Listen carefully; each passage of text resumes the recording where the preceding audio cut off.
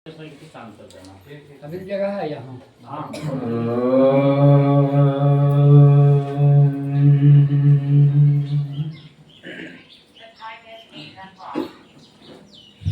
शंकरं शंकराचार्यं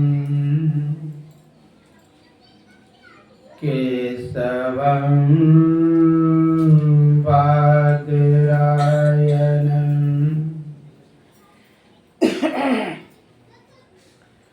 सूत्रभास्कृतो वन्दे भगवन्तो पुनः पुनः ईश्वरो गुरुरात्मेति मूर्तिभेद विभागिनी व्योमवद्व्याप्तदेहाय दक्षिणामूर्तये नमः। ॐ सहनो भवतु सहनो भुनक्तु सह वीर्यं करवावहै तेजस्विनावधीतमस्तु मा विद्विषावहै। ॐ शान्ति शान्ति। श्री सद्गुरु महाराज की जय। जय घोषण को विश्वास के साथ करना चाहिए, क्योंकि लोगों को विश्वास नहीं होता है पुकार में विशेष, और विश्वास हो भी जाए तो दृढ़ विश्वास नहीं होता है। एक विश्वास होता है कि हम पुकार रहे हैं सुनेंगे, लेकिन निश्चित सुनेंगे ये विश्वास नहीं होता, यानी संशय रहता है। इसलिए हम लोगों को दृढ़ विश्वास के साथ जय घोष करना चाहिए। जब तक विश्वास नहीं होता है तब तक कृपा नहीं होती। एक बार एक व्यक्ति को वैराग्य हुआ, वह भजन करने के लिए निकल पड़े। तो एक इमली का वृक्ष मिला, उस जगह पर बैठ गए और भजन करने लगे। एक और दूसरे व्यक्ति को वैराग्य हुआ, क्योंकि थोड़ा सा घर में उसे झगड़ा हुआ था, उसे भी वैराग्य हुआ कि भजन करना चाहिए। आप जो कार्य करते हैं उसमें अगर कोई बाधा दे, रुकावट डाले, तो उससे भी वैराग्य होता है। तो उस व्यक्ति को वैराग्य हुआ, वो भी भजन करने के लिए निकल पड़े। तो देखा कि एक इमली वृक्ष के नीचे बैठा है भजन करने के लिए, बगल में एक अंडी का वृक्ष था, उस जगह बैठ गए, भजन करने लगे। संयोग से उसी बगल से नारद बाबा निकल रहे थे। तो जो अंडे वृक्ष के नीचे बैठा था उसे लगा कि लगता है नारद है। नारद का सभी जगह जाना आना लगा हुआ है, तो ये भगवान विष्णु के पास भी जाते होंगे, इसलिए इसे बुलाना चाहिए और पूछना चाहिए कि मुझे कब तक तपस्या करना होगा इस अंडे वृक्ष के नीचे। पुकारा, भो भो साधु आगच्छ, हे साधु बाबा थोड़ी देर इधर आइए। तो नारद सोचता कैसा अशिष्ट है, उसे स्वयं चल करके मेरे पास आना चाहिए, तो मुझे ही बुला रहे हैं। प्यास जिसको हो स्वयं कुआं के पास जाना चाहिए, यानी कि कुएं को बुलाना चाहिए। फिर भी साधु तो साधु ठहरा, गया और कहा क्या कह रहे हो? कहा महाराज आप नारद जैसे दिखते हैं। कहा हाँ मैं नारद ही हूँ। कहा तब तो आप लोक लोकांतर युग युगांतर देश देशांतर भ्रमण करते रहते होंगे। कहा कि हाँ। कहा विष्णु लोक भी जाते हैं। कहा हाँ। कहा तब आप भगवान विष्णु से पूछ लेंगे कि मैं कब तक इस अंडी वृक्ष के नीचे तप करूंगा जो भगवान दर्शन देंगे। कहा ठीक है मैं पूछ लूंगा। जब आगे बढ़े तो इमली वृक्ष के नीचे जो बैठा था उसने भी पुकार लगाया, भो भो साधु क्षणम तिष्ठ। हे साधु बाबा थोड़ी देर ठहर जाइए। कहा इसे रुकने के लिए। बुलाया नहीं इसने। ये स्वयं उठ करके गए और साष्टांग दंडवत किए। तद्विधि प्रणिपातेन परिप्रश्नेन सेवया उपदेक्ष्यन्ति ते ज्ञानम ज्ञानिनः तत्दर्शनम्। दंडे के तरह गिर पड़ा। कहते ना दंडवत। दंडवत तो दंडे के तरह। डंडा जैसे टेढ़ा मेरा नहीं सीधा चितान हो गया। धूल है मिट्टी है कीचड़ है उससे मतलब नहीं। हाँ? जो विशेष समर्पित होता है वो दंडवत प्रणाम करते हैं। नहीं तो आजकल प्रणाम करने का सिस्टम आप लोग जानबे करते हैं। ऐसे करता है ऐसे करता है। अठौना में करता है थोड़ा सा शिष्ट होता है। थोड़ा और शिष्ट हो तो पैर छूता है। जो विशेष और शिष्ट है तो ठौना पर हो करके प्रणाम करते हैं। कोई सो करके करते। मैं देखा हूँ संशय विधि महाराज को कहीं बाहर से आते थे गुरु निवास में सो करके प्रणाम करते थे गुरु महाराज। षष्टांग या अष्टांग कहते हैं 8 अंग लग जाए तो सो करके प्रणाम नारद बाबा को किए वो महात्मा। और पूछा कि आप नारद जैसे लगते। कहा तब तो आप लोक लोकांतर युग युगांतर देश देशांतर भ्रमण करते होंगे क्योंकि मैं सुना हूं कि आपको श्राप लगा है। कौन श्राप दिया है? दक्ष ने।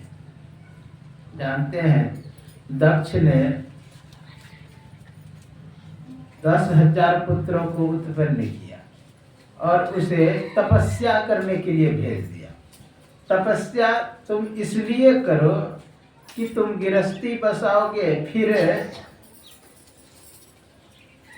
तुम सृष्टि को बढ़ाओगे। असंयोग से तपस्या करने वक्त नारद आ गया। कहा तपस्या करना ठीक है लेकिन तुम्हारा उद्देश्य क्या है? तपस्या का उद्देश्य है तुम संसार में फंसोगे इसलिए तुम संसार में आसक्ति वाला कार्य नहीं करो। सबको समझा बुझा करके महात्मा बना दिया। फिर 1,000 को उत्पन्न किया उसे भी महात्मा बना दिया। फिर पुत्री को उत्पन्न किया किस लिए? सृष्टि बनाने के लिए। लेकिन उसे भी समझाने के लिए आए हुए थे नारद। दक्ष के मन में मेरे भोले भाले बच्चे को कौन महात्मा बना देता है। वो छुप करके देख रहे थे। ज्यों ही आए समझाने के लिए दक्ष ने देख लिया और कहा अहो असाधु साधु ना साधु लिंगन गम्यते।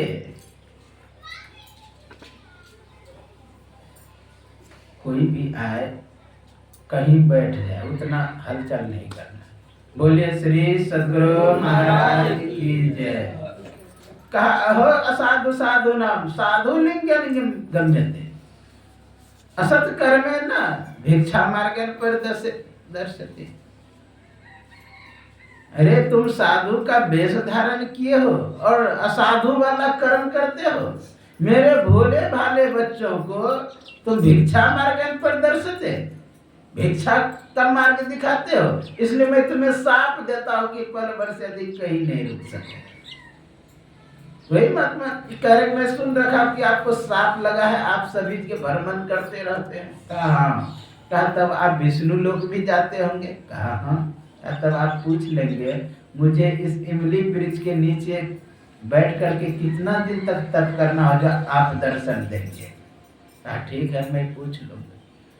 गया भगवान विष्णु के पास।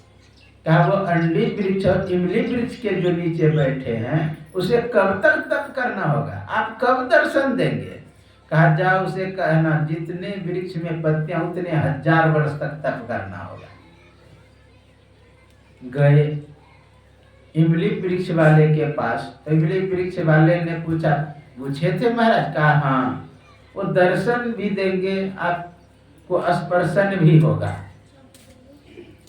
लेकिन उसने कहा जितने वृक्ष में पत्तियां हैं उतने 1000 वर्ष तक तप करना होगा। वो व्यक्ति सर उठा के देखा कि बहुत पत्तियां हैं लिया वृक्ष में।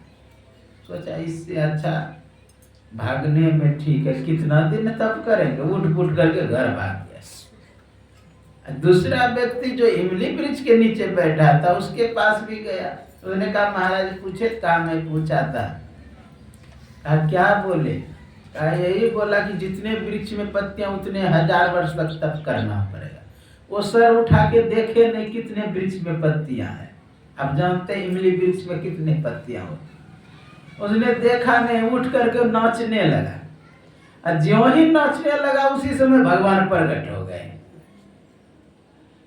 तो नारद बाबा थोड़ा आंख टेढ़ा करके देखते हैं और कहते हैं भगवान आप झूठ बोलने में गिनीज बुक में नाम लिखा लिया है क्या? कहा कि मैं झूठ बोलता हूँ? कहा आपने कहा था महाभारत युद्ध में कि मैं अस्त्र नहीं उठाऊंगा, आपने उठाया, उस समय भी झूठ बोला। कहा मैं अस्त्र नहीं उठाया, मैं तो चक्का उठाया था, मैं झूठ नहीं बोलता।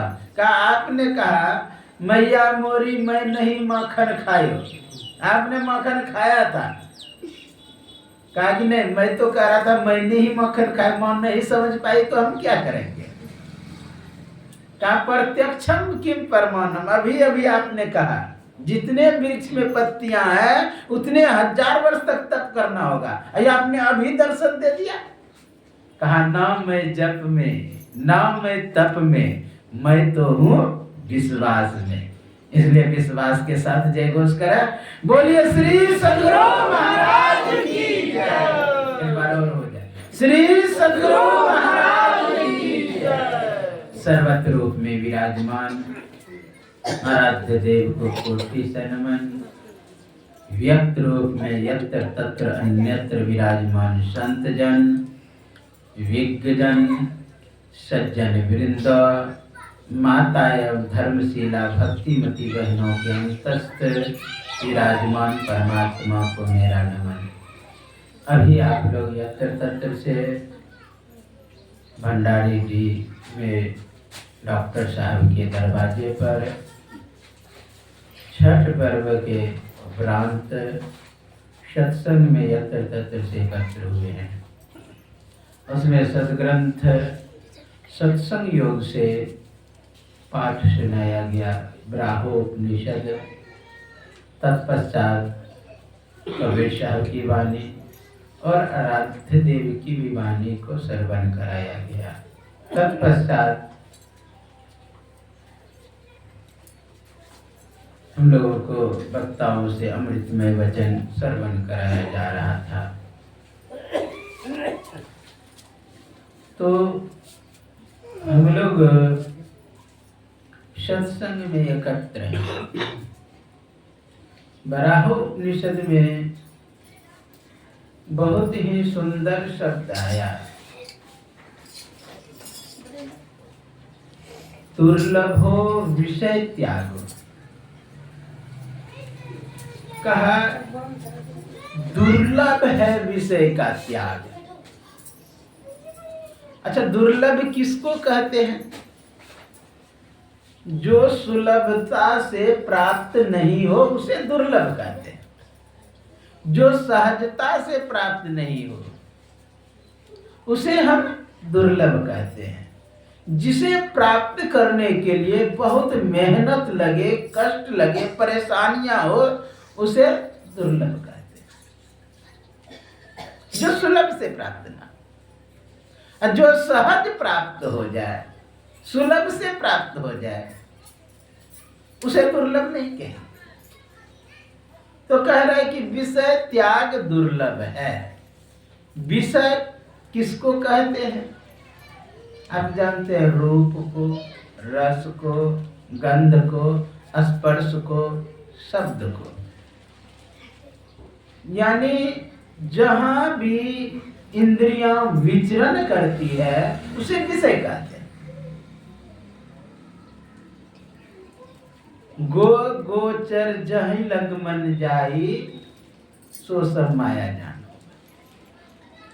यानी गो मतलब इंद्रियां, चर यानी गो जहां चरती है, यानी इंद्रियां जहां विचरण करती है।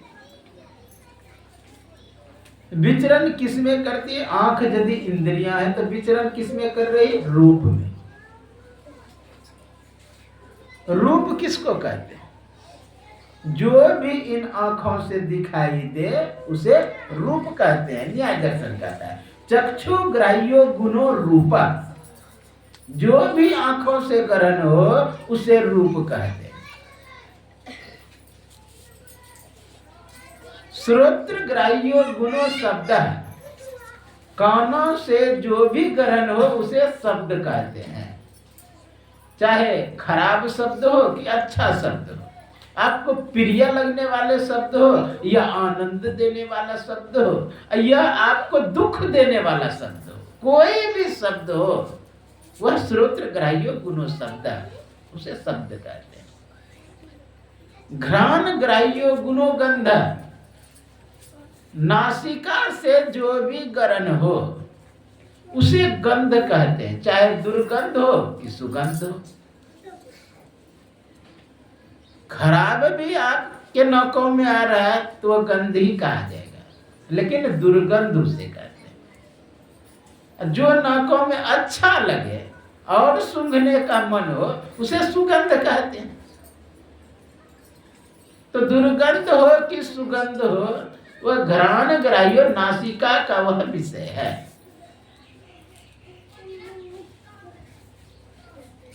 रसना इंद्रियों से जो भी ग्रहण हो उसे रस कहते हैं। रसना इंद्रिया कहते हैं जीभ को।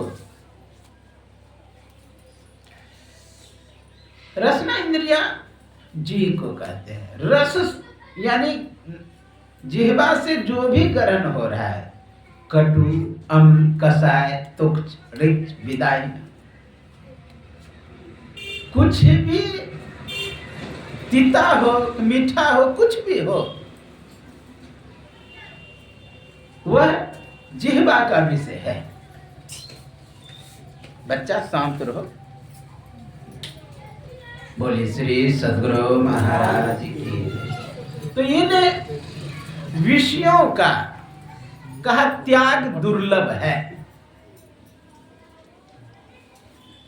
त्याग कहने का भाव क्या है? क्या हम नहीं देखें तो त्याग हो जाएगा? क्या नहीं सूंघें तो क्या गंध का त्याग हो जाएगा? नहीं सुने तो क्या शब्द का त्याग हो जाएगा? स्वाद नहीं ले तो क्या रस का त्याग हो जाएगा? नहीं होगा। जानते हैं, किसी ने कहा सूरदास अगर रूप के कारण आंख फोड़ लिया होगा तो उसे कदापि माफ नहीं किया जाएगा, क्योंकि आंख फोड़ने के बाद दृश्य जगत समाप्त नहीं होता है। मैं तो देखा हूं, अजरानंद अंध विद्यालय हरिद्वार में है। आप जाएंगे और उससे कोई भी चौपाई पूछ लेंगे रामायण का, जितना जल्दी आप नहीं निकाल पाएंगे उससे पहले आपको निकाल के दिखा देगा। आप जितना जल्दी यह नहीं अनुमान लगा पाएंगे कि ये व्यक्ति कितना उम्र का है, वो पहले बता देगा ये व्यक्ति इतना उम्र। खाली बोल दीजिएगा तो आप। अजरानंद अंध विद्यालय है, आपके बोली से पता लगा आप कितना उम्र का है, और जितना जल्दी श्लोक आप नहीं निकाल पाएंगे उससे पहले निकाल के आपको दिखा देगा। और जितना वर्णन सूरदास ने भगवान की झांकी का किया है उतना तो आंख वाला भी नहीं करता है। इसका मतलब लगता है बाहर का भले आंख खराब हो लेकिन अंदर का आंख खुला हुआ है। और आंख बंद करने के बाद दृश्य जगत समाप्त नहीं होता है। और हो ना 1 मंजिल मकान हो, मन में हो कि 2 मंजिल दिखाई दे और चिंतन बढ़ेगा।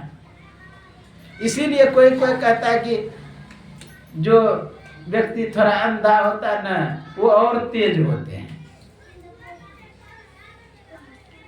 इसलिए आंख खराब कर देने से यह नहीं समझा कि रूप से त्याग हो गया। उस अरूप को प्राप्त कर लें जहां रूप है ही नहीं, तो आपको वहां के दिखाई क्या देगा। लेकिन यह दुर्लभ है, अरूप की ओर जाना दुर्लभ है। सब सुलभ हो जाएगा सदगुरु करुणा मिला। अगर करुणा हो जाए सदगुरु का, विषय त्याग दुर्लभ है, यानी रूप से अरूप की ओर जाना दुर्लभ है। क्या कोई चिंतन करेगा कि भगवान जो है अशब्द है, स्पर्श है, अरूप है, अगंध है, उसको प्राप्त करने के लिए कह रहे दुर्लभ है। त्याग का मतलब क्या, रूप जगत जहां तक है वहां तक से छुटकारा, चाहे दिव्य दृष्टि से दिखाई दे कि और कोई दृष्टि से दिखाई दे। रूप तो रूप है, चाहे दूर का वस्तु दिखाई दे या नजदीक का वस्तु दिखाई दे, रूप तो रूप है।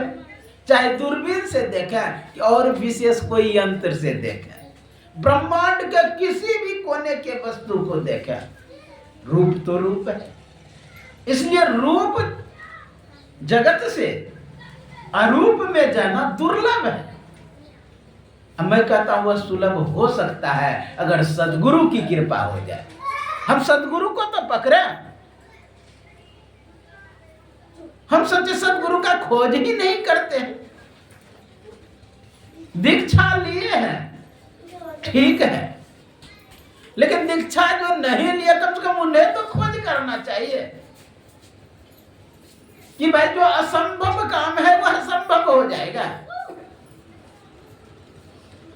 कोई काम नहीं होता है तो भगवान का नाम लेते हैं, कम से कम काम हो जाए। लेकिन यहां कह रहा है कि रूप जगत के अरूप की ओर जाने के लिए सद्गुरु की कृपा जरूर है।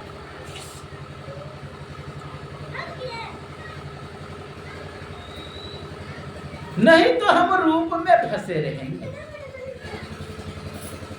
अरूप की ओर नहीं जाता है। गंध से अगंध की ओर जाना दुर्लभ है।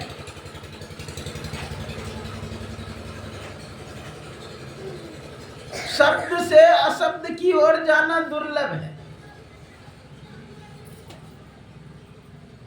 हम जा सकते हैं शब्द से अशब्द की ओर, गंध से अगंध की ओर, लेकिन सद्गुरु की कृपा अवश्य छूट नहीं सकता है यह जंजाल। बहुत सुंदर एक संत कहते हैं, हे मनवा तू सदा की संगी, त्यागो जगत की आस। हे इंद्र तुम भोग दीवानी, क्यों फंसो काल के पास। अच्छा, चाहते हैं कि काल का मुंगरा लगे, काल का डंडा लगे, काल का जो दुख देने की प्रक्रिया है उसमें फंसे। काल किस में डालता है जानते हैं? ऐसा ऐसा नरक का वर्णन है कि शरीर कांप जाएगा। एक आपको रड गर्म करके अगर शरीर पे रख दीजिए तो कितना छटपटाहट होता है, कितना व्याकुलता होती है। अब वहां गर्म तावा पर उल्टाया जाता है।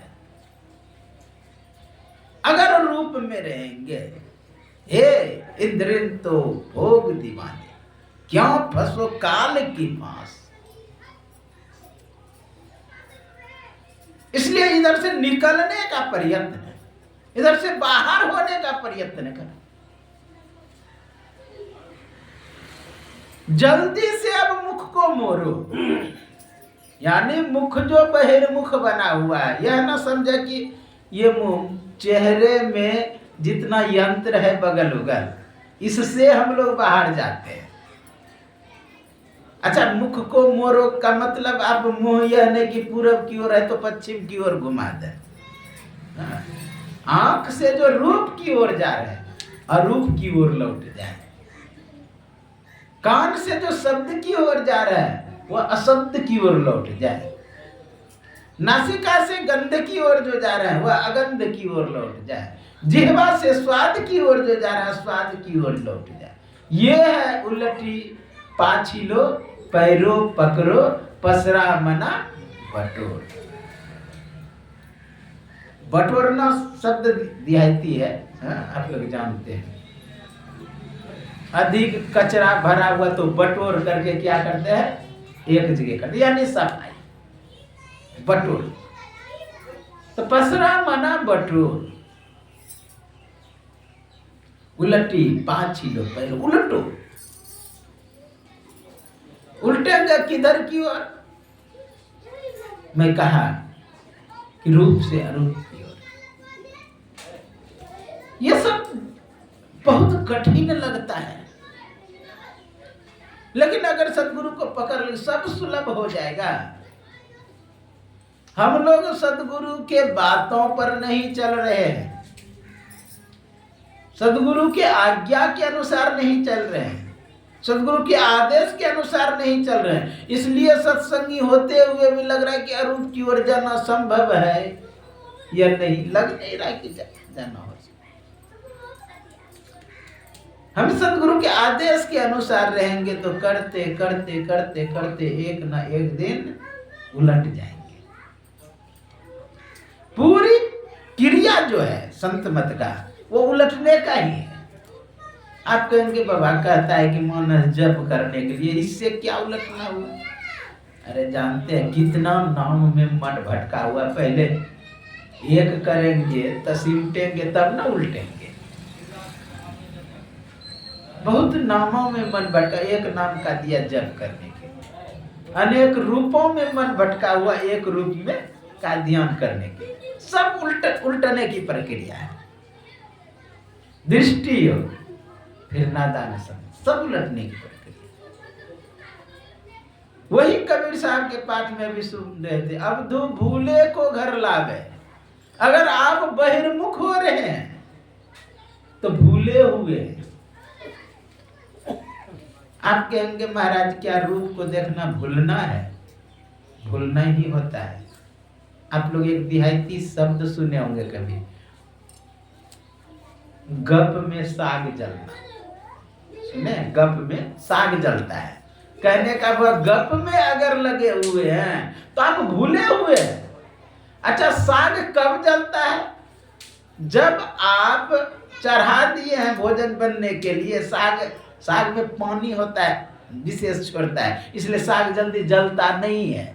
लेकिन फिर भी कह रहा है कि गप में अगर लग गए, आप भूल गए कि हम साग चढ़ाए हैं बनने के लिए चूल्हे पर, भूल गए हैं। गप में आप मशहूर हो गए हैं, उधर से भूल गए हैं,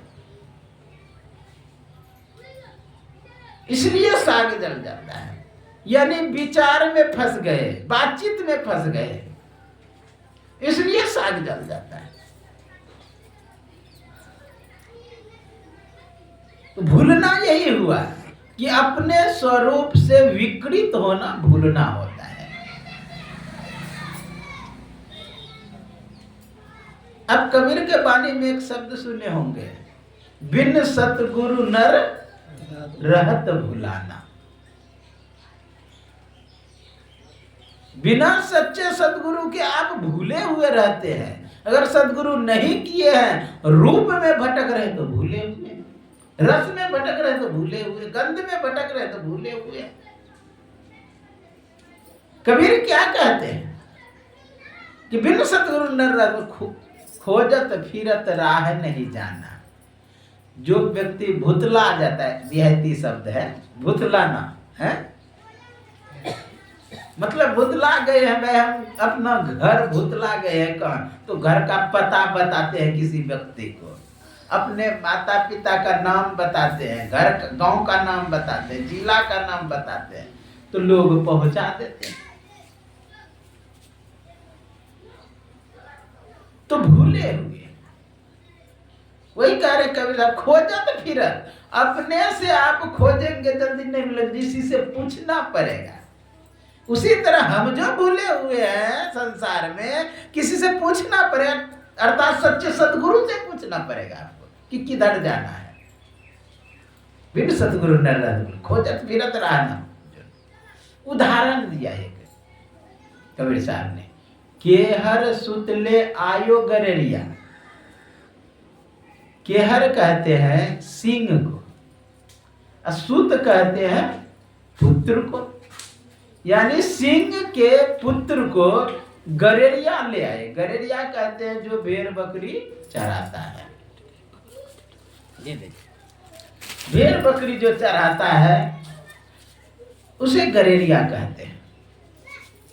तो गरेरिया क्या किया, जंगल में भेड़ बकरी चराने के लिए गया था, वहां सिंह का बच्चा मिल गया तो उसको ले आए अपने घर।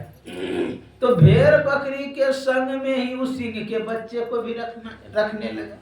अब जो भेड़ का बकरी का बच्चा खाए ना, या भेड़ का बच्चा खाए, वही सिंह का बच्चा भी खाए। यानी घास भूसा भेड़ बकरी का बच्चा खाता था, तो सिंह का बच्चा भी घास भूसा ही खाने लगा। क्योंकि जैसे वातावरण में पलता है ना, वैसा ही संस्कार चढ़ता है। जो जो देखता है वही वही बच्चा करता है। बच्चा का नियम है अनुकरण अनुसरण का 7 वर्ष तक। विदेश में कोई बच्चा जन्म लेगा जहां अंग्रेजी बोलता है, क्या हिंदी जानेगा? नहीं। उसी तरह आसपास के वातावरण से सीखता है। तो क्या हुआ, सिंह का बच्चा भी घास भूसा खाने लगा। जैसे जैसे उछले कूदे बच्चा, वैसे वैसे उछले कूदे। जो जो व्यवहार भेड़ बकरी का बच्चा करे, वैसे सिंह भी करने लगा। धीरे धीरे बड़ा होने लगा, बड़ा भी हो गया सिंह का बच्चा। अब वही घास भूसा खाना, क्या वो भूल गया है कि मैं कौन हूं? अपना पो आप ही ते बिसरो, जैसे श्वान कांच मंदिर में भ्रम से भूखी मरो, वैसे ही गज फटिक शिला में दर्शन आनी भरो। मरकट मुठी श्वान नहीं बहुरे, घर घर रटत फिरो। भूल गया है कि मैं कौन हूं। हम लोग भी भूल गए हैं मैं कौन हूं। भूले हैं कि नहीं? अब भूले हुए नहीं रहते ना, हम कहते हैं हम इंस्पेक्टर हैं। ये भूले हुए आदमी कहना मैं इंस्पेक्टर हूँ, मैं दरोगा हूँ, मैं एसपी हूँ, मैं विधायक हूँ, मैं मुख्यमंत्री हूँ, ये सब भूले हुए हैं। क्योंकि वेद का अगर कबीर का महाप्रश्न है मैं कौन, तो वेद उत्तर अहम ब्रह्मास्मि, मैं ब्रह्म हूँ। तत्व त्वमसि, तुम भी वही हो, बशर्ते भूले हुए। मुल्ला नसरुद्दीन एक दिन कहीं घोड़े पे चढ़ के जा रहे थे, शाम हो गया। एक सराय था, सोचा वहां पर रुक लेंगे। सराय वाला गेट बंद कर रहा था। मुल्ला नसरुद्दीन ने आवाज लगाया, अरे रुको, गेट मत बंद करो, मुझे यहीं पे रुकना है। कहा सराय के जितने कमरे हैं सब फूल हो गया है, जगह नहीं है रुकने का, कुछ हो कि नहीं हो, मुझे रुकना है यहीं पर। कहा एक मेहमान आया है, उसे जो कमरा दिया उसमें 2 बेड शीट है, वो अकेले हैं। अगर वो रखने के लिए राजी हो जाएंगे तो मैं रहने देने के लिए तैयार हूँ। कहा ठीक है, पूछो। पूछा था, उसने कहा कि मुझे कोई एतराज नहीं, रह सकता है। तो मुल्ला नसरुद्दीन रुक गया। जब कमरे में गया, दूसरा जो बेडशीट था उस पर लेटा तो कभी बाएं उलट रहा है, कभी दाएं उलट रहा है, नींद आ ही नहीं रहा। तो दूसरा मेहमान जो था उसने कहा मित्र, तुम नहीं सोओगे तो हम भी नहीं सो पाए। लगता है तुम्हें नींद इसलिए नहीं आ रही है कि तुम कपड़े पहने सो गए हो, जूता लगाए सो गए हो, जींस पहने सो गए हो, पगड़ी लगाए हुए सो गए हो। इसलिए आप वस्त्र उतार दें, आपको नींद आ जाएगी। कहा कि मैं भी वही सोच रहा हूँ कि वस्त्र उतार दूं, लेकिन मेरा नाम है मुल्ला नसरुद्दीन। सुबह कैसे पता चलेगा कि मैं ही हूँ मुल्ला नसरुद्दीन? कहा गजब बात है भाई, क्योंकि तुम नहीं सो पाओगे तो हम भी नहीं सो पाएंगे। क्या तुम कपड़े से पहचाने जाते हो? कहा लोग जानता है कि मुल्ला नसरुद्दीन का ऐसा चेहरा है तो वह भी एक वस्त्र है, दाढ़ी है तो वह भी एक वस्त्र है। वस्त्र कैसा पहना मुल्ला नसरुद्दीन, तो वह भी वस्त्र है। कहा देखो तुम नहीं सोओगे तो हम भी नहीं सोता, इसलिए कोई विकल्प रास्ता। बगल में अलमारी था, अलमारी पे देखता है कि खिलौना रखा हुआ है और गुब्बारा रखा हुआ है। कोई मेहमान आए होंगे, पहले उस बच्चे का छूट गया होगा। कहा देखिए वस्त्र उतार दीजिए और ये जो गुब्बारा है अपने पैरों में बांध लीजिए और ये जो खिलौना अपने पास रख लीजिए, ताकि सुबह जगह तो पता चले कि मैं ही मुल्ला नसरुद्दीन हूँ। कहा ठीक कह रहे हो। उसने वस्त्र उतार दिया और मुल्ला नसरुद्दीन ने क्या किया, गुब्बारा ले आया अपने पैरों में बांध लिया, सुबह पता लगे कि मैं ही हूँ मुल्ला नसरुद्दीन। तो वो खिलौना भी अपने पास रख लिया, सो गया। जब सो गया, रात्रि में दूसरे मित्र का नींद खुला। जब नींद खुला ना, उसको कुछ मजाक सूझा। उसने क्या किया, गुब्बारा खोल के अपने पैरों में बांध लिया और खिलौना भी अपने पास रख लिया। अब जब सुबह हुआ तो मुल्ला नसरुद्दीन जगा। ज्यों ही जगा कहा कि तुम हो मुल्ला नसरुद्दीन, मैं कौन हूँ? कहा यही तो पता लगा ना मैं कौन हूँ। लोग यही भूल जाता है कि मैं कौन हूँ। लोग कहाँ फंस जाता है, गुब्बारा में और खिलौना में। मैं एसपी हूँ, मैं दरोगा हूँ, मैं मास्टर हूँ, मैं सन्यासी हूँ, मैं ब्रह्मचारी हूँ, क्या क्या में नहीं फंसता है। ये है भूलना। अहम ब्रह्मास्मि, तुम ब्रह्म हो। यहां पर सिंह का बच्चा जो सिंह भी बन गया था, बड़ा भी हो गया था, वह भूल गया था। क्या सिंह बकरी बना था? नहीं बना था। क्या सिंह भेड़ बना था? नहीं बना था। केवल भूल गया था कि मैं कौन हूं। जंगल गया घूमने के लिए तो भेड़ बकरी के संग में चल रहा था सिंह भी। अब दूसरा सिंह आ गया उधर से कि हर सुत ले आयो गररिया पाल पोसुन किन्नो सयाना करत कलोल रहता जेल संग आपन मर्म न नहीं जाना। फिर क्या कहते कबीर साहब, केहर एक जंगल से आयो, सिंह एक जंगल से आए और ताही देखी बहुत ऋषि आयो। वहां देख करके उसे ये तो सिंह है, ये भेड़ बकरी के संग में घास भूसा कैसे खा रहा है। अब उसको आश्चर्य लगे सिंह को। बकरी के भेद तुरंत समझाए, झपट्टा मार के उसका गर्दन पकड़ा सिंह का। अब भेड़ बकरी तो भागा सब। उसको पकड़ के पानी के पास ले गया कि देखो तुम कौन हो। देखा कि मैं तो सिंह हूं, अब मैं भेड़ बकरी के संग में क्या कर रहा था। आपन दशा देख मुस्कायो, आपन दशा देख कर मुस्काए। उसी तरह हम लोग भी भूल गए हैं। विषयों में भटकना मतलब भूलना होता है। कबीर साहब तो कहवे किए, गीता में भगवान कृष्ण ने कहा ममे वांसो जीव लोके जीव भूता सनातनः मनः षष्ठानि इंद्रियाणि प्रकृति स्थानि कर्षति शरीरम यदोपनोति यच्चाप्यकर्मतिस्वरा गिर्यत्पेतानि संयाति वायुर्गन्धा निवास्यात् श्रोत्रम चक्षु रसनम च रसनम घ्राणमेव च अधिष्ठाय मनश्चायं विषयानुपसेवते। कहा आंखों के द्वारा, कानों के द्वारा, जिह्वा के द्वारा, नासिका के द्वारा हम अपने स्वरूप से विकृत हो गए, विषयों को सेवन करते हैं। यहां पर वही कह रहे हैं कि दुर्लभ हो विषय त्याग, दुर्लभ है विषय त्याग। जैसे सिंह को अपने स्वरूप का ज्ञान दुर्लभ था लेकिन सुलभ हो गया सच्चे सदगुरु के कृपा से। हमारे लिए सदगुरु जो है सिंह के तरह है, वो बार बार आकर के समझाते हैं, हे इंद्रिन तुम भोग दीवानी क्यों फंसो काल के पास, क्यों फंसे हुए हो, जल्दी से अब मुख को मोड़ो। अंतर अजब विलास, अंदर में अजब विलास है, अजब चीज देखने को मिलता है। बार बार सदगुरु समझाते हैं, लेकिन हम लोग हैं कोरिया बर्दा। कोरिया बर्दा समझते हैं? कोरिया बर्दा क्या होता है? काम नहीं करना चाहता है, तो उसका मालिक जो होता है पैना से उसको मार करके उठाता है, वो गद बैठ जाता है, मार पैना से उसको उठाता है पूछ पकड़ के, फिर थोड़ा देर चलता है, फिर गद बैठ जाता है। वही हाल है हम लोगों का। बार बार कहते हैं महात्मा सब आकर के, सदगुरु आकर के कहते, लेकिन हमारी वैसी वही कोरिया बर्दा वाला हाल है। गद सुना उसी स्थिति, चलना नहीं चाहते, इसलिए कोरियापन को त्याग। दुर्लभम तत्व दर्शनम, दुर्लभ है तत्व का दर्शन।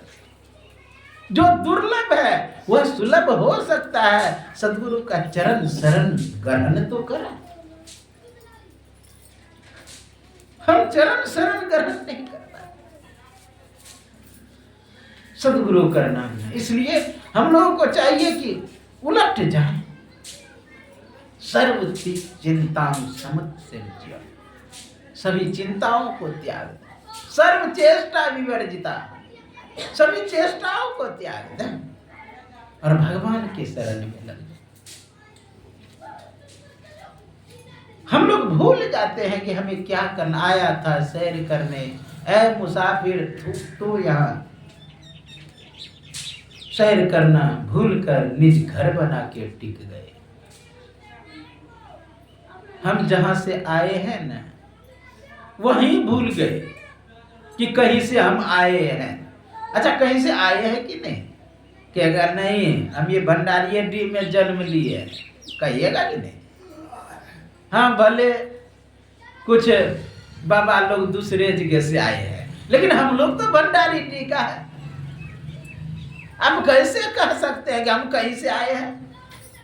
क्या आप हम लोगों को घुसपैठी बनाना चाहते हैं? क्या बाहरी बनाना चाहते हैं? नहीं भाई, जो जहां से आए वहां उसके लिए ठीक है, लेकिन वहां से भी नहीं लाए। हम यदि गोड्डा से आए तो गोड्डे का नहीं है, कहीं और के है। एक बार स्वामी विवेकानंद विदेश में टहल रहे थे, कुछ मनचले युवक ने कहा, इनके वेश को देख करके, हाँ सन्यासी का वेश था, हंस करके अपने में व्यंग भरा शब्द, हाँ ये कहाँ से आया है?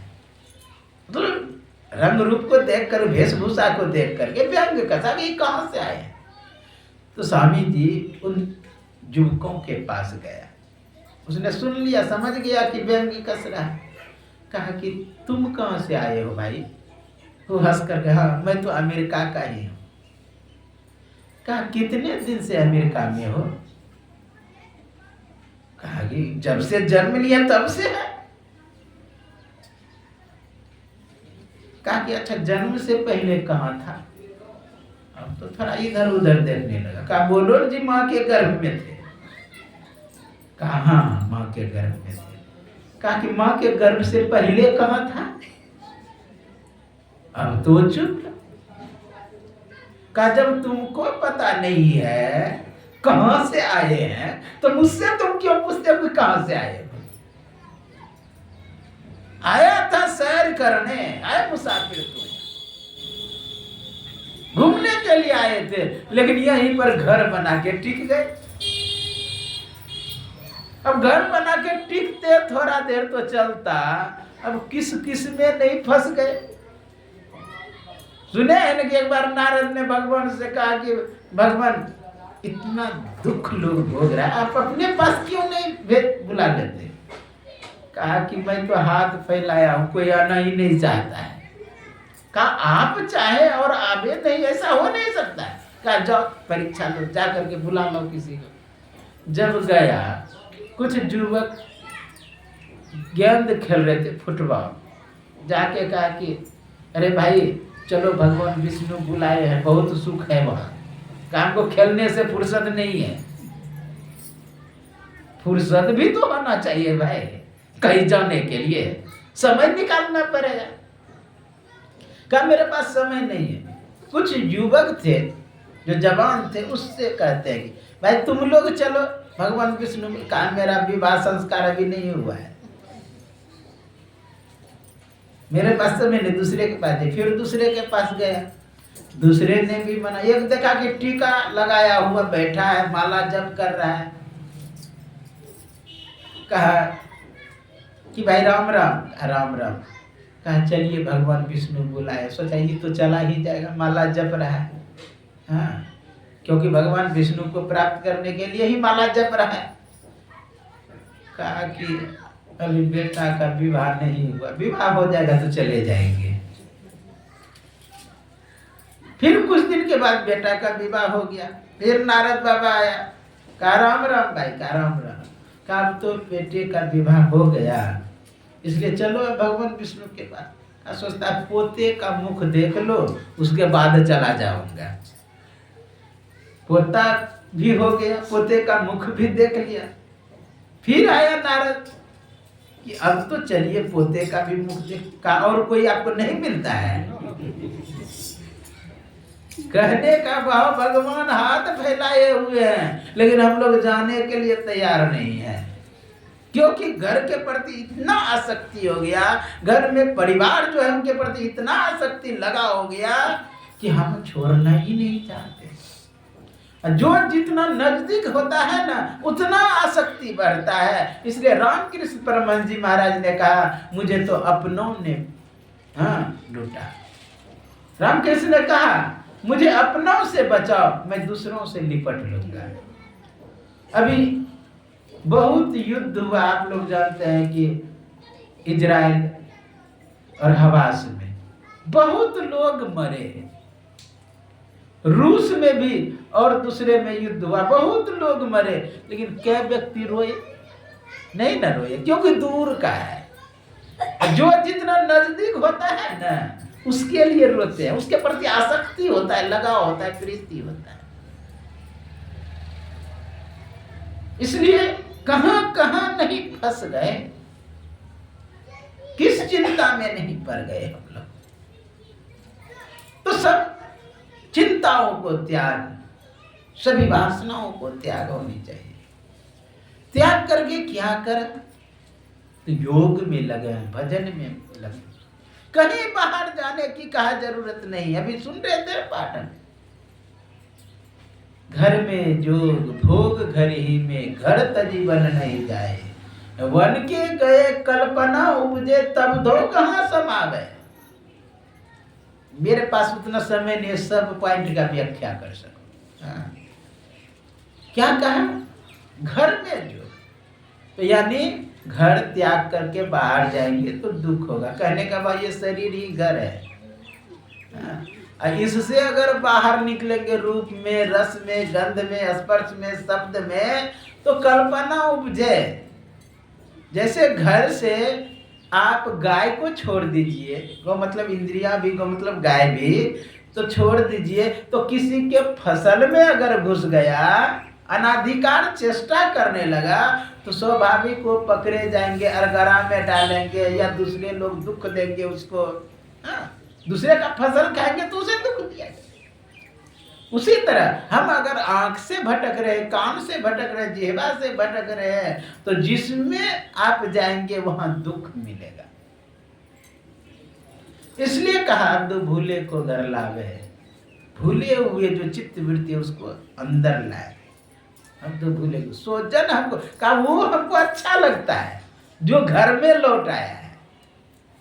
घर में जुक्ति मुक्ति घर ही में, घर में ही जुक्ति है, अपने अंदर में ही। अब मुक्ति भी इसी के अंदर है।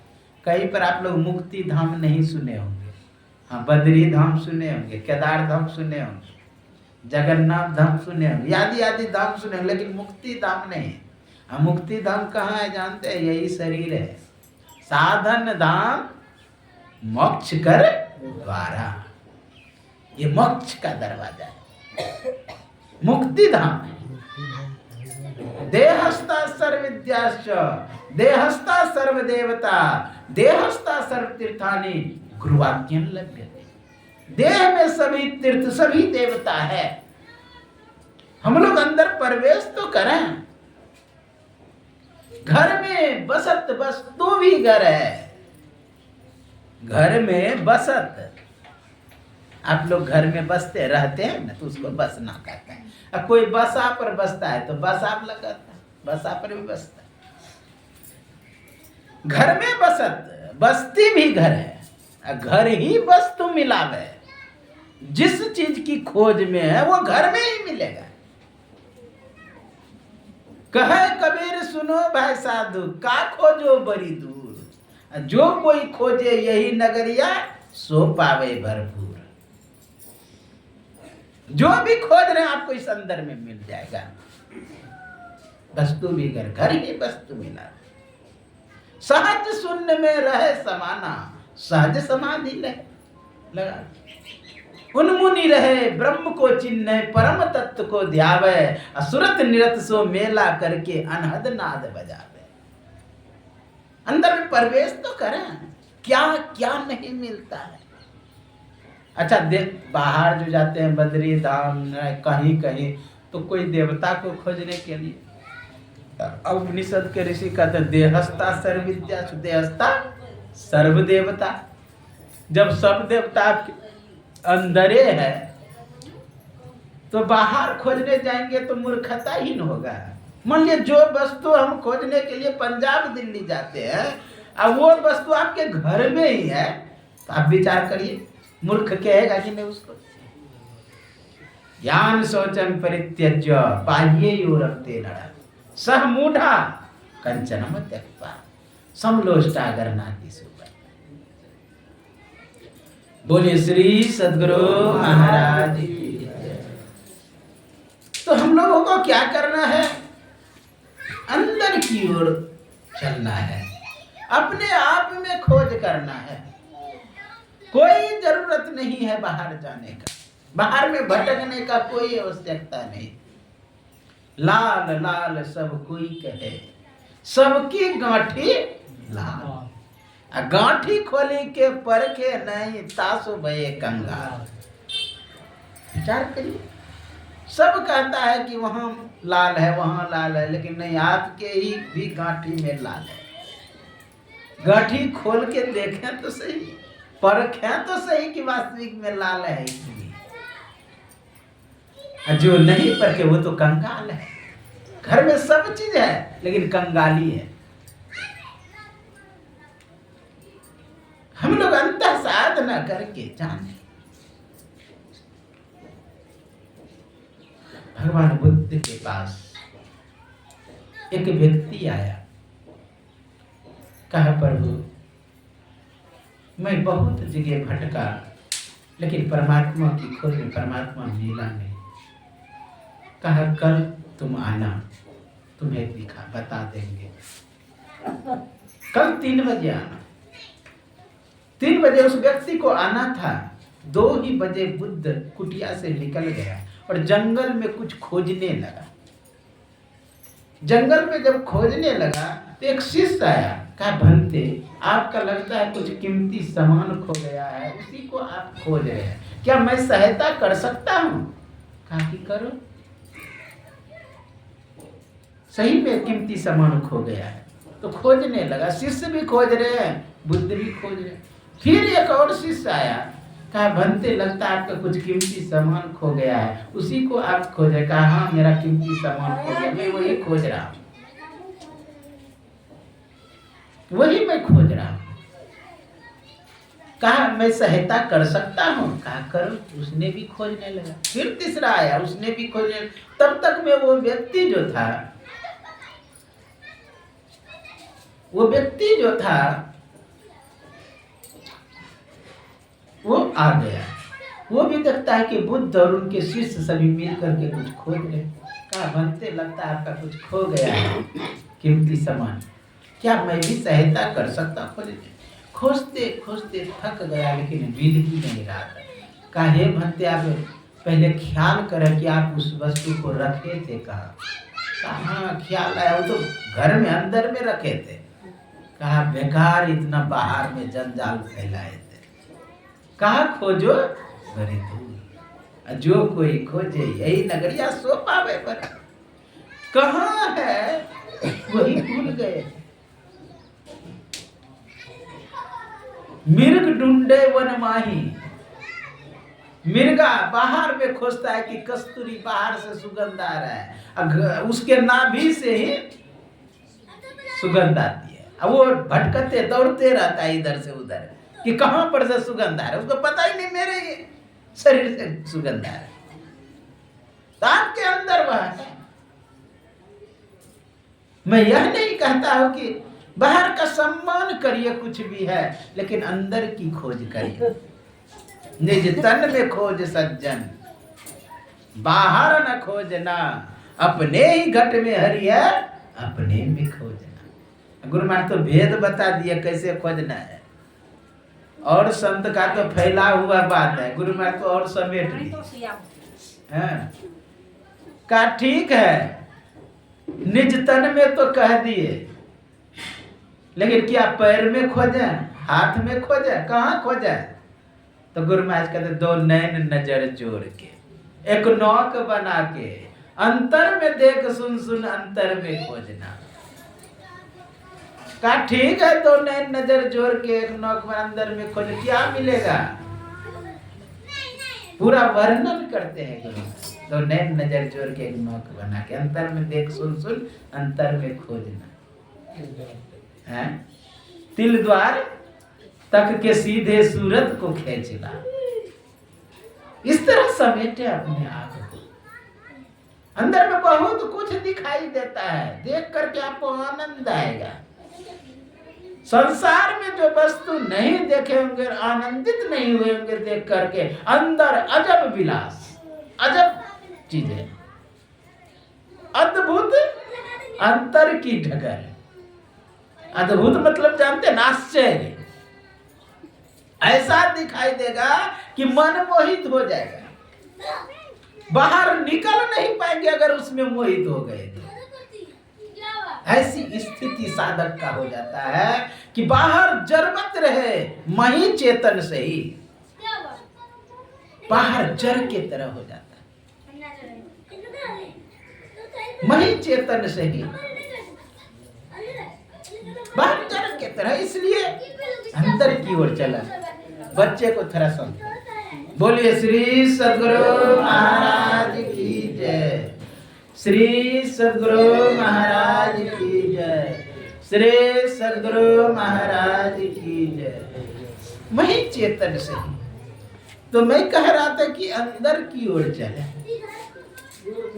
अंदर में चलने के लिए दो मार्ग बताया। अभी जो ब्राह्मण उपनिषद का पाठ हुआ, सुकश्च वामदेवश्च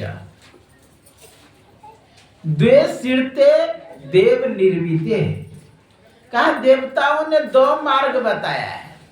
कौन? एक सुख का मार्ग, सुखदेव मुनि का मार्ग, वामदेवश्च यानी एक वामदेव का मार्ग। मार्ग यानी रास्ता, डगर, सड़क कह लीजिए, मार्ग का। तो दो रास्ता बताया है। सुको विहंगमः प्रोक्ता है। सुख मुनि का जो मार्ग है वह विहंगम मार्ग है। विहंगम कहते हैं पक्षी को, पक्षी समझ, कौवा, चील जो भी है। सुको विहंगम प्रोक्ता। और वामदेव पिपीलिका। वामदेव का जो मार्ग है वह पिपलिका का यानी चींटी का मार्ग। चींटी समझते हैं ना, पिपरी भी कहता है उसको, गाँव में दिया है। चींटी का मार्ग। दोनों मार्ग में अंतर क्या है कि विहंगम का जो मार्ग है उनका जो आधार है वो आकाश है, और चींटी का मार्ग जमीन है, मिट्टी है, पृथ्वी है उसका मार्ग। ऐसा उदाहरण दिया जाए कि जैसे एक वृक्ष पर, वृक्ष के डाल पात को छोड़ के जहां पत्तियां, जहां फल होता है वहां पर चींटी भी बैठा हो, पक्षी भी बैठा हो, और 100 मीटर दूर पे एक वृक्ष हो और उस वृक्ष में फल लगा हो, चींटी का भी मन हो कि उस वृक्ष का फल खाना है, और पक्षी के भी मन में हो कि उस वृक्ष का फल खाना है, तो विचार करिए दोनों क्या करेगा। चींटी के मन में अगर फल खाने की इच्छा हुई तो वो क्या करेगा, पत्तियां पर आएगा, फिर डाल को पकड़ेगा, डाल से फिर वृक्ष के जड़ के पास जाएगा, फिर जमीन को पकड़ करके 100 मीटर दूर जाएगा, फिर उस वृक्ष के जड़ को पकड़ेगा, फिर जड़ को पकड़ के डाल के पास आएगा, डाल से फिर पत्तियों के पास, वहां पर जो फल है उसको उपभोग करेगा, खाएगा।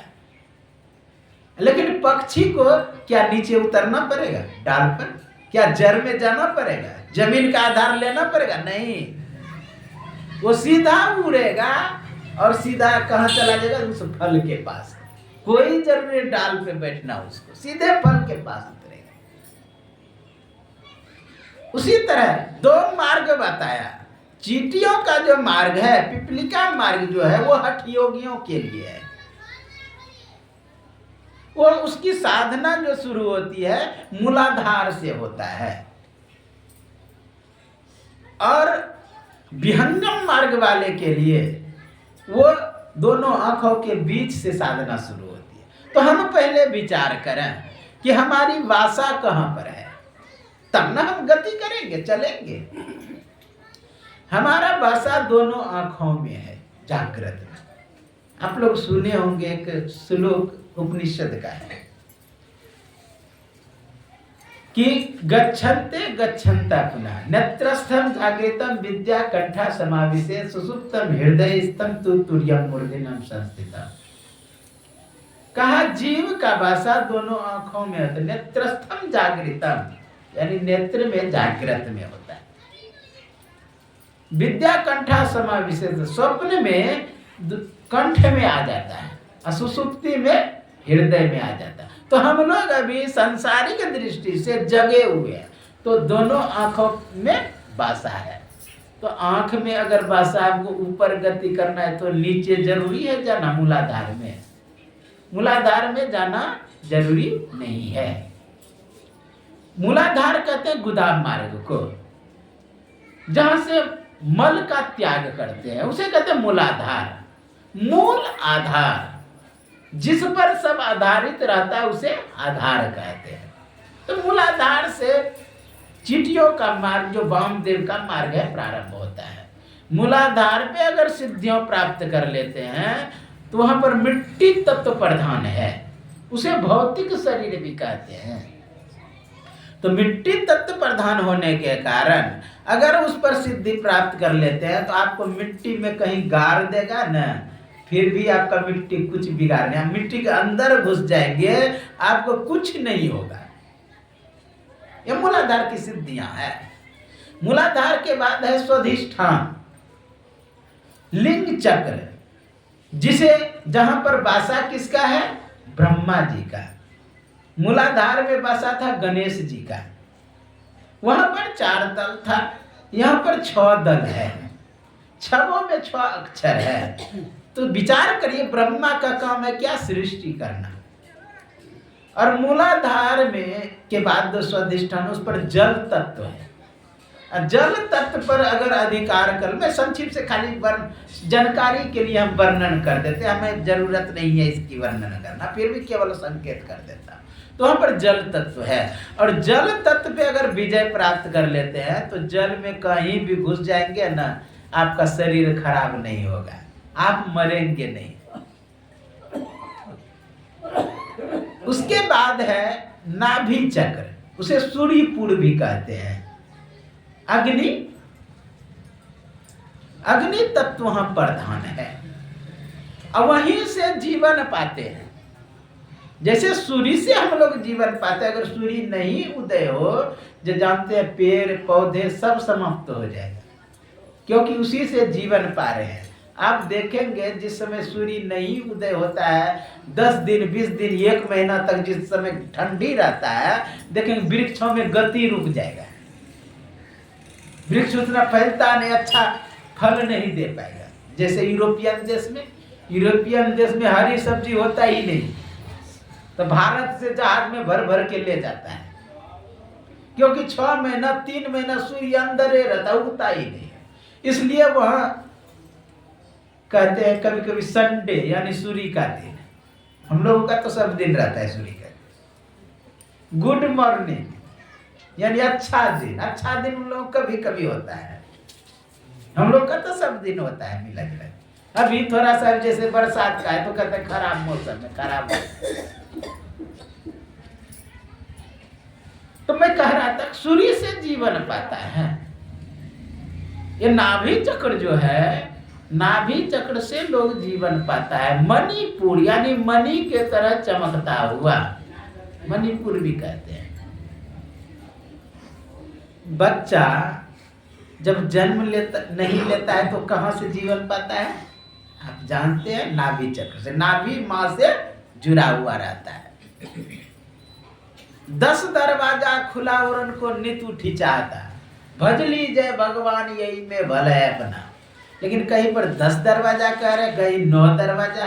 आप लोग सुने, तन नव द्वार हो राम अति मलिन उठा। इस पर शंका हुआ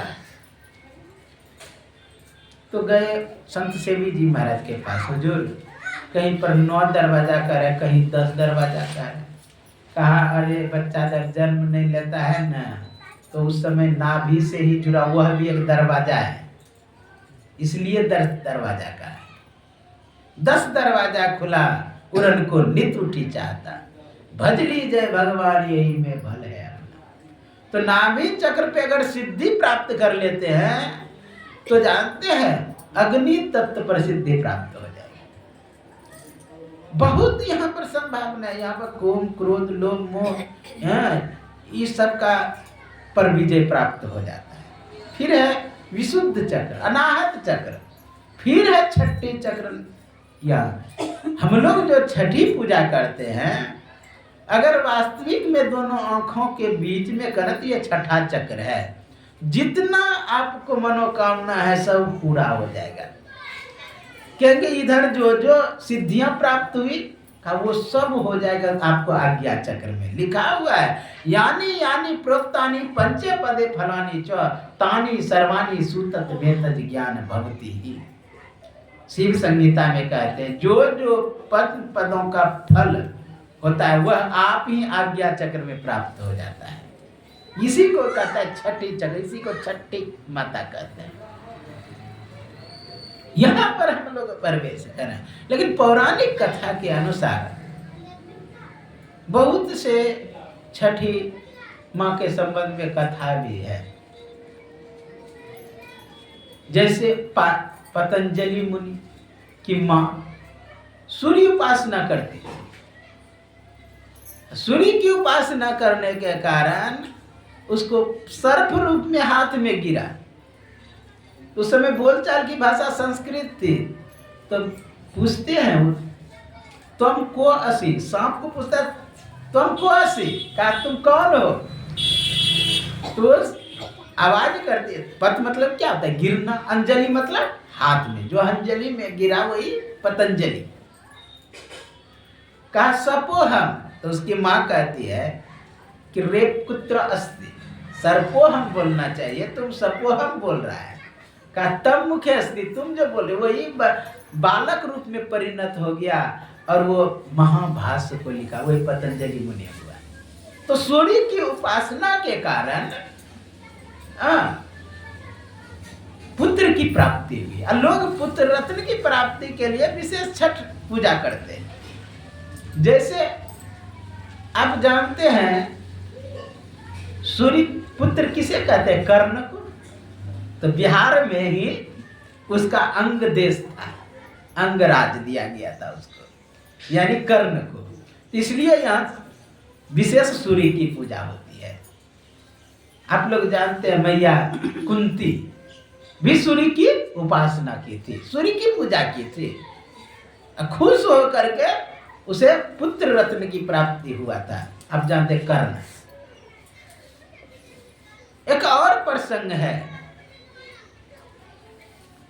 एक राजा हुए अंग देश का, मगध का। मगध बिहार में पड़ता है, पटना के आसपास कहा जाता है मगध। उसका नाम था जरासंध। जरासंध के जो पिताजी थे उसको पुत्र नहीं होता था। एक महात्मा जी आए और उससे पुत्र रत्न की प्राप्ति का मांग किया। उसने खुश होकर के एक फल दिया कि अपनी पत्नी को खिला देना।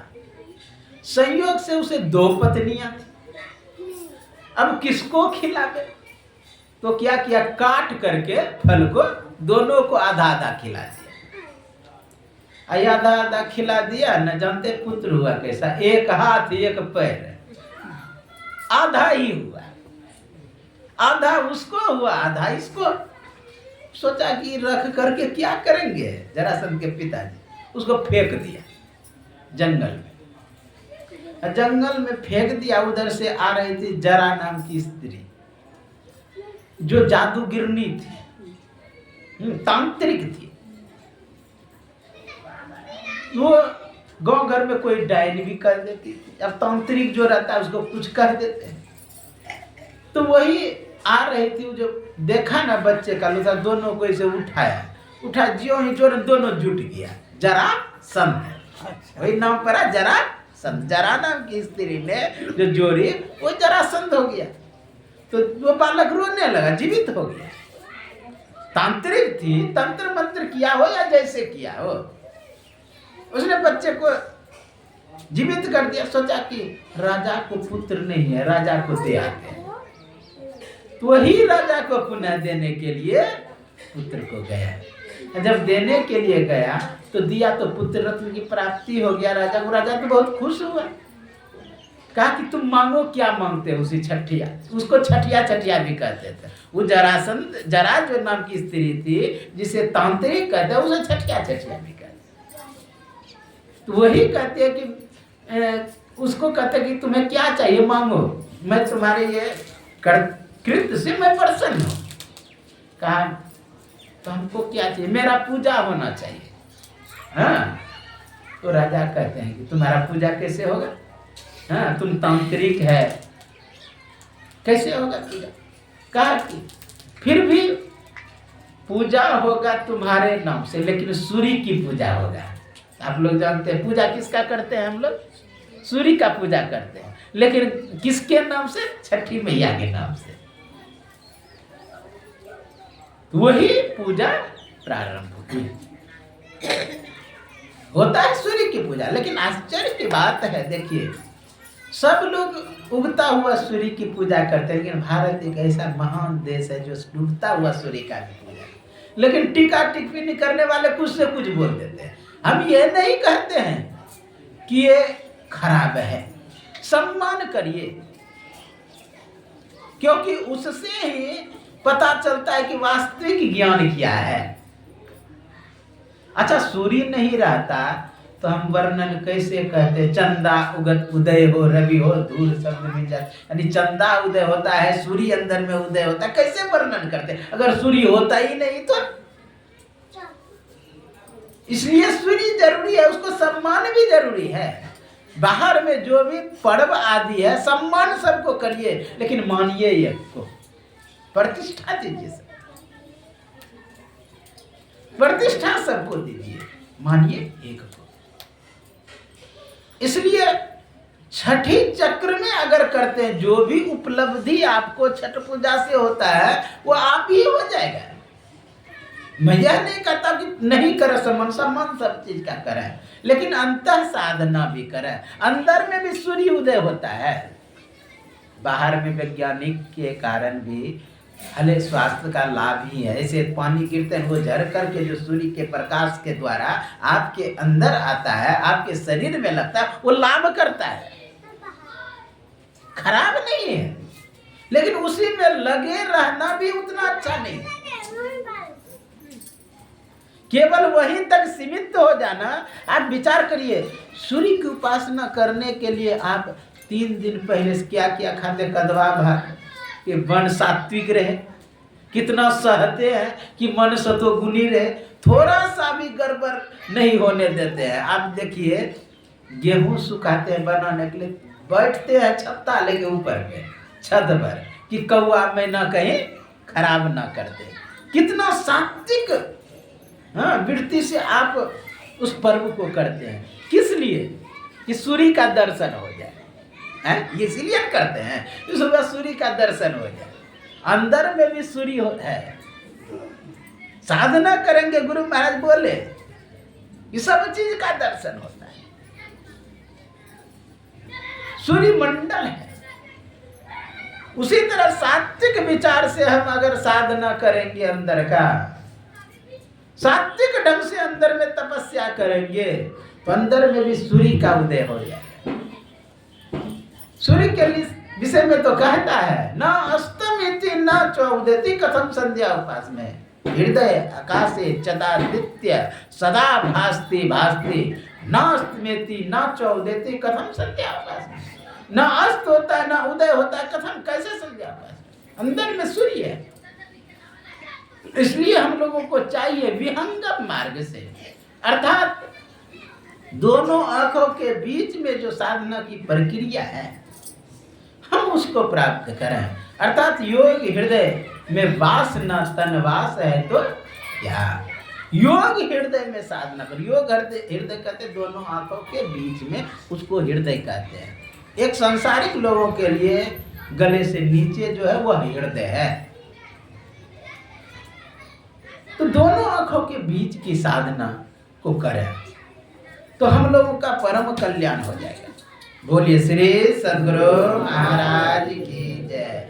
श्री सद्गुरु महाराज की जय। तो दोनों भवों के बीच में हम लोग को सिमट करके जो गुरु महाराज मंत्र दिए हैं, पहले उसका जप कर। पहले तो गुरु करना चाहिए, उसके बाद एक नाम का जप देता है करने के लिए, क्योंकि अनेक नामों में मन भटका हुआ है। एक नाम का जप, एक नाम में अगर मन लग गया तो फिर का एक रूप का ध्यान। अनेक नामों में मन भटका हो, इसलिए एक रूप का ध्यान देते करने के। जानते हैं जल्दी मानस जप भी नहीं होता है लोगों से। कोई तो भूल भी जाते हैं दीक्षा लिया हुआ। एक माता जी आई, बाबा भूल गए हैं, बता दीजिए। कहिए कि बेटा का नाम भूले हैं? कि नहीं तो। पति का नाम भूले हैं? नहीं तो। घर का नाम भूले हैं? नहीं। अच्छा आपको क्या भाई है? कहा कि 4 भाई। चारों का नाम भूल गए? कहा नहीं। इतना नहीं भूलते, वो मंत्र कैसे भूल जाते हैं? इसका मतलब बेटा से प्रेम है, बेटी से प्रेम है, पति से प्रेम है, घर से प्रेम है, भाई से प्रेम है, सबसे प्रेम है, लेकिन मंत्र से प्रेम नहीं है। जिसे मंत्र से प्रेम रहेगा वो भूलेगा है? इसका मतलब प्रेम नहीं। कोई यदि कहे कि गणित पढ़ने में मन नहीं लगता है, तो मैं कहूंगा गणित से प्रेम नहीं है। मन लगने का बात ही नहीं। अगर प्रेम रहे तो मन हटेगा ही नहीं। आप लोग सुने हैं, अब कैसे छूटे नाम रट लागे हैं? प्रभु जी तुम चंदन छूट ही नहीं सकता है। एक गोपियां भागी भागी गई यमुना किनारे। यमुना किनारे देखते एक महात्मा जी आलती पालती मार करके आंख बंद करके बैठे हैं। उसको जाके हिलाया गोपियां, हिला करके उसे जगाया। कहा बाबा ये आलती पालती मार के बैठ के क्या कर रहे हैं? कहा हम संसार से चित्त को हटा करके कृष्ण में लगा रहा, लगता ही नहीं जल्दी। गोपियां भी भाग करके गई दूसरे जगह पर, आलती पालती मार करके बैठ गई। एक गोपियां आई, भाग करके ऐसे उसी हिलाया, जगाया। कहा तुम क्या कर रही है? कहा मैं कृष्ण से चित्त को हटा रही हूं, हटता ही नहीं है। विचार करिए कि जिससे प्रेम रहेगा उससे मन हटेगा। वो तो समझ के उसी का चेहरा नजर आएगा। गुरु महाराज बोले जहाँ देखो तह प्रगट मिले, तब जानो है स्नेह। हटेगा ही नहीं जिससे प्रेम है। ऐसी लागी लगन मीरा हो गई मगन, वो तो गली गली हरि गुणगान। ये है प्रेम। मेरो तो गिरधर गोपाल दूसरो ना कोई। वृंदावन में एक गोपियां विवाह होकर के आई। विवाह जब हुआ, जब घर से चल रही थी, नहरा से चल रही थी, तो उसकी माँ एक बात उसके कानों में कही, पुत्री तुम वृंदावन जा रही हो जरूर, लेकिन वहां पर एक मोहन नाम का व्यक्ति है, उसको मुख मत देखने देना। कहा ठीक है। जब गई अपने ससुराल तो लोग अनेक देखने के लिए आ गए। नई नवेली दुल्हन को स्वाभाविक लोग देखने के लिए आते हैं। देखने के लिए आवे तो वह लड़की नाम पूछे कि आपका नाम क्या है, घूंघट में ही नाम पूछे, नाम पूछ ले, उसके बाद उसे देखने दे। एक बार बस कृष्णा जी, हाँ, कृष्ण के रिश्ते में भाभी लग, कहा भाभी मुख देखने, का नाम क्या है, कहा मोहन, कहा तब नहीं देखने देंगे। कहा कि नहीं भाभी मुझे देखने दो। बहुत जिद किए भगवान कृष्ण, लेकिन मुख नहीं देखने। गुस्सा करके भगवान कृष्ण ने कहा एक दिन ऐसा होगा तुम अपना मुख स्वयं दिखाओगे। आप लोग जानते हैं इंद्र का प्रकोप हुआ एक समय, तो भगवान कृष्ण गए, 7 दिन तक एक उंगली पर 7 वर्ष का बालक गोवर्धन उठा लिया। गोवर्धन ज्यों ही उठाए सब भाग भाग के उसमें घुस रहे थे। तू जो गोपियां थी, जो भाभी लगती, वो भी भाग करके गई। हवा जो तूफान चली घूमघट गई उधर। ज्यों ही उघरे जो कृष्ण को देखे उंगली पर, मेरे तो गिरधर गोपाल दूसरो ना वही। उसी समय ऐसा प्रेम बना, वही दूसरे जन्म में मीरा बनी, बचपन से गिरधर को लेकर के। कहने का भाव क्या है, जहां प्रीति हो, लगाव हो, वहां पर मन नहीं लगे ऐसा हो ही नहीं सकता। आप भूल कैसे जाएंगे? मंत्र को भूलने का मतलब है मंत्र से प्रेम नहीं है, आपको लगाव नहीं है, आसक्ति नहीं है। परिवार का नाम याद रह जाता है, बेटा बेटी का नाम रह जाता है, संगे संबंधी का नाम याद रह जाता है, लेकिन मंत्र नहीं याद रहता। छोटी सी मंत्र, वो भी कोई बड़ा रहे तो बात है। मंत्र नहीं जप हो रहा है, कभी रोए नहीं रोए, लेकिन पुत्र मर जाएगा तो उसके लिए रोए, संगे संबंधी मर जाए उसके लिए रोते हैं। क्या आपका मंत्र नहीं जप हुआ, एक दिन मानस ध्यान नहीं हुआ, क्या रोए? नहीं रोते। रोते हैं किसके लिए? जिसके प्रति विशेष लगाव है, लगाव रहता है, नजदीकी रहता है, उसके लिए रोते हैं। अगर गुरु महाराज से नजदीकी रहता है, अगर नहीं आया दृष्टि में, ध्यान में, तो रोते आप। इसका मतलब लगाव नहीं है, प्रेम नहीं है। इसलिए हम लोगों को चाहिए कि मानस जप करें तो प्रेम हो, जप में, मंत्र में प्रेम हो। तब देखिए मंत्र जप नहीं होता है, क्यों नहीं होगा? तब क्या होगा? मन को तर्क कर देगा और मंत्र ही ऊपर हो जाएगा। फिर मानस ध्यान करेंगे, एक रूप का ध्यान। अच्छा, ध्यान का अर्थ क्या होता है? ध्येय वस्तु छोड़ करके कुछ भी याद आ रहा है तो वह ध्यान नहीं है। ध्येय वस्तु कह लीजिए मानस जब, जैसे मंत्र है, मंत्र छोड़ करके कुछ भी ख्याल है। अच्छा, ध्यान मतलब दी मतलब बुद्धि, आन मतलब दूसरा।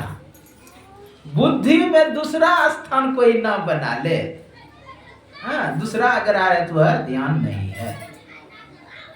जैसे मान से ध्यान कर रहे हैं, रूप, एक रूप का ध्यान, मान लिए पिता का रूप का ध्यान कर रहे हैं, आ गया माता तो वो ध्यान नहीं है, पुत्र आ गया तो ध्यान नहीं। जैसे इष्ट का मूर्ति आप गुरु को मानते हैं या भगवान शंकर को मानते हैं, तो गुरु को मानते, गुरु छोड़ के अगर कुछ आ रहा है दृष्टि में तो ध्यान नहीं है।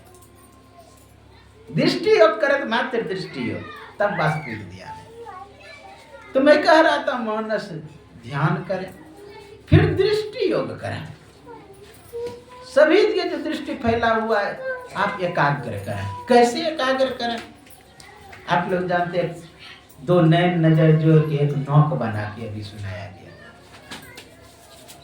सोनार को देखे, सोनार के दुकान पे आप कभी बैठे होंगे तो ध्यान से देखे होंगे, यदि बना रहा है कोई वस्तु, एक रड देखिएगा सोना का लेगा इतना मोटा, हाँ, उसको क्या करेगा, अग्नि में देगा और उसको नोक बनाएगा, ऐसे ठोक, छोटा सा हथौड़ा रहता है उसे ठोकता है, ऐसे नोक बनाता है, एक तख्ती निकालता है बहुत बड़ा, उस तख्ती में बड़ा छेद होता है, उसमें उसको घुसाता है, सरसी से पकड़ के खींचता है, फिर दूसरे बार क्या करता है, फिर गर्म करता है, नोक बनाता है, फिर दूसरे छेद में उससे जो पतला छेद है उससे सरसी से पकड़ के खींचता है, फिर तीसरे एन प्रकार पूरा पतला महीन उसको बना देता है, तब कुछ भी बनाना चाहता है बना लेता है। उसी तरह हम लोग दृष्टि को बनावे, सूक्ष्म दृष्टि, इस तरह करेंगे साधना तो हम लोग आगे बढ़ जाएंगे, धीरे धीरे उस स्थिति को प्राप्त कर लेंगे।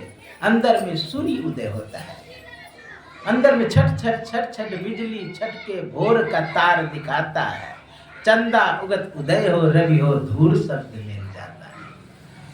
आप लोग जानते हैं सूर्य उदय से पहले चांद तारे रहता है, जब सूर्य उदय नहीं हुआ है तो आकाश में क्या सब दिखाई देता है, चांद तारे।